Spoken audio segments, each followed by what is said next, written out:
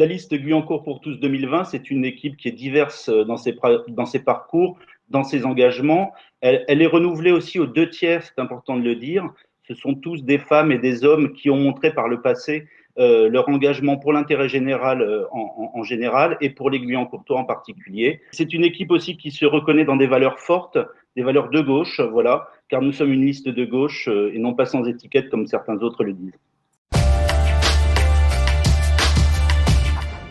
Ce programme, nous l'avons voulu lisible, cohérent et réalisable. Alors, il est articulé autour de valeurs telles que les solidarités, l'éducation et une volonté de renforcer également nos actions dans le domaine de la transition écologique. Alors, pour illustrer ces valeurs, nous agirons pour que chacun puisse continuer à vivre à Guyancourt, notamment au travers des équilibres dans l'habitat, par exemple, mais aussi dans les équilibres entre espaces verts et espaces habités, et également sur des points qui ont fait effectivement leurs preuves, tels que le maintien, par exemple, de la scolarisation des enfants de moins de 3 ans.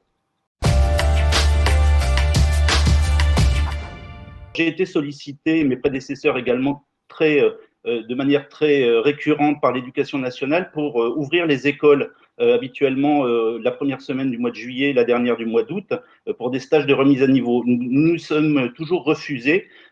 Cette année, je vais le faire, effectivement, parce que je trouve que c'est une année particulière et que certains élèves en auront besoin. La deuxième décision que je vais prendre, c'est une réelle programmation culturelle, ludique, événementielle pour l'été à Guyancourt, parce que là, encore une fois, très probablement que certaines personnes qui habituellement partent en vacances ne vont pas partir.